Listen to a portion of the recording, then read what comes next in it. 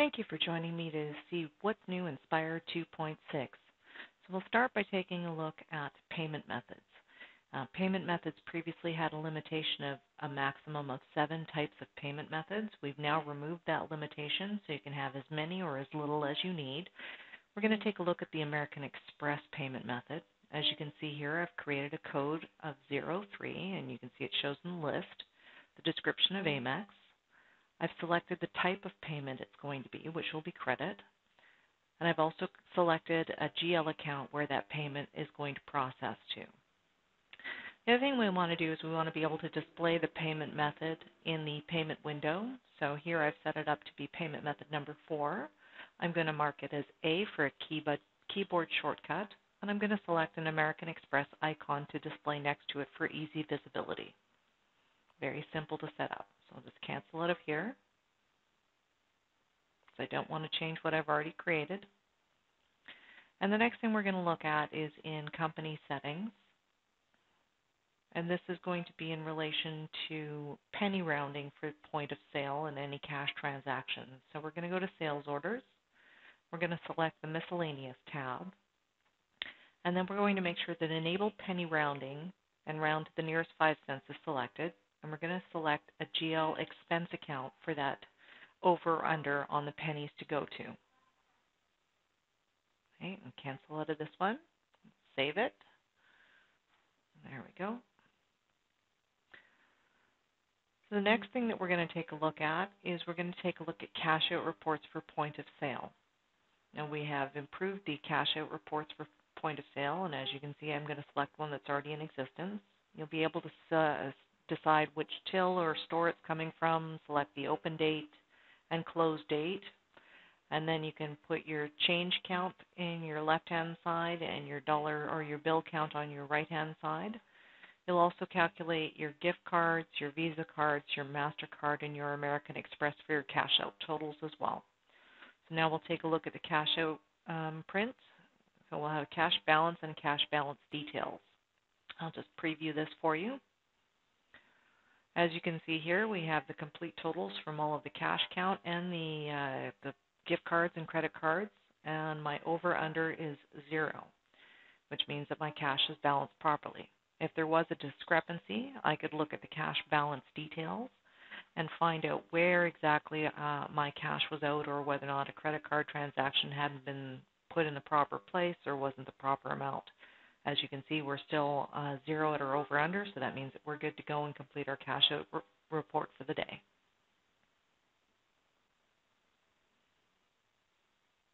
I'll just close out of here.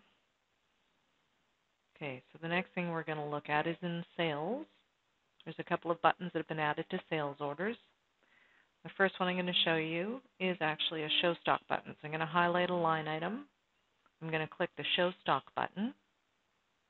And that's going to tell me how many I have of the item I'm looking at. So I have 78 on hand, 6 of them are committed, and 72 are available, which means that I can actually go ahead and process this sales order because I have the inventory available to me. If I wanted to look up more detail on the inventory, I can do that directly from this window. I can check to make sure I have the correct product code. I can see what the average cost is. I can see what prices and units are. Pretty much any additional information that I want to drill down on, including sales orders that this has been previously ordered on, and also see any of the purchase orders that have gone through for this particular product. So you can definitely garner more information by clicking the Open Inventory button. So I'm just going to close out of here. I'm also going to go into Point of Sale. The Point of Sale, we've also added a Show Stock button. So here I'm going to put in an Intech 200 cross trainer, and I'm going to click the Show Stock button. You can see here that we have 3 warehouses. We have the Vancouver warehouse, we have raw material with 12, and Spire Toronto, which doesn't have any inventory. So I can sell this unit, this cross trainer, to my customer, but it has to be out of the Vancouver warehouse. Okay, so I'm going to close out of this order. We go back into sales. And what we're going to look at here is on the Service Info tab. I want to show you that you've got your asset tag here for license number or model number, and then a specific unit number that you can add for the Service Info. And what I want to show you is that this is now visible in the column view as a user-defined field. And mine's way over here on the right, so I'm going to scroll over. You can see that there's the unit number, and there's the list of asset tags, and I can sort by these in my view. I can also move them, the column, to anywhere I need to in my view, so it's easy for me to see as far as my service info. So if you're working in the service department, you want these front and center where you'll be able to see them as you're going on with your day. Okay, so next we're going to go into inventory, and we're going to look at lot traceability. So I'm going to select my lot numbers, and I'm going to select a line item here to trace. And as you can see, there's a purchase order here for yogurt coating. I'm going to open that so I can drill down even further.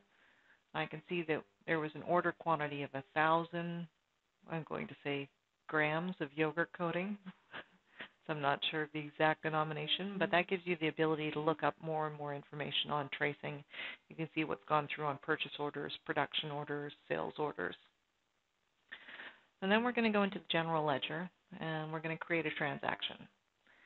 And this transaction is going to be in US dollars. And I'm going to make it for $100. And then I'm going to add the Canadian equivalent down in the bottom for the base credit. And there we go. So as you can see, I'm adjusting the rate on the right-hand side. And as I adjust the rate, the balance on the bottom changes to negative $5.24. And my base debit is now $105.24. So if I adjust that there, it adjusts the balance. Again, if I go back through and adjust the rate, it adjusts the balance on the bottom and adjusts the base debit. So as you can see, no matter whether you change it in the base debit or whether or not you change it in the rate, you get the balance down at the bottom based on the rate that's been applied. Now we'll go into accounts receivable. We've actually expanded out the historical view on accounts receivable. So as you can see, you can show open. You can show all of the transactions in the last fiscal year. And if you want to see past the 2-year limitation that we had before, we've now opened that up so you can see all transactions that you have historically for your accounts receivable.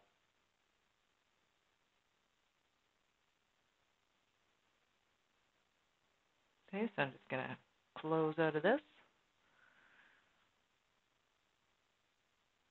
And the next place that we're going to go is into reporting on accounts receivable. Both on the accounts receivable list, you can select the aging date and select customer, so you can actually get an aging report on that specific customer. You can select anyone that you have in your customer list. And you can also do the same on the accounts receivable ledger and select the start date and end date. Select the customer that you want to get the report generated on. And you can even select the currency that you want to report on. Close out of here. The last item I'm going to show you today is in the inventory section.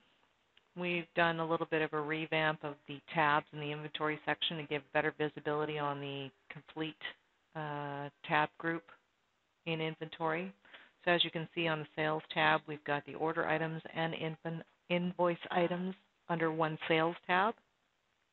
That way, if you have a smaller monitor, you can still see everything. And purchasing, we've done the same thing. We have both purchase orders and purchase history now available to view from that inventory tab. So I'd like to thank you for joining me for What's New in Spire 2.6.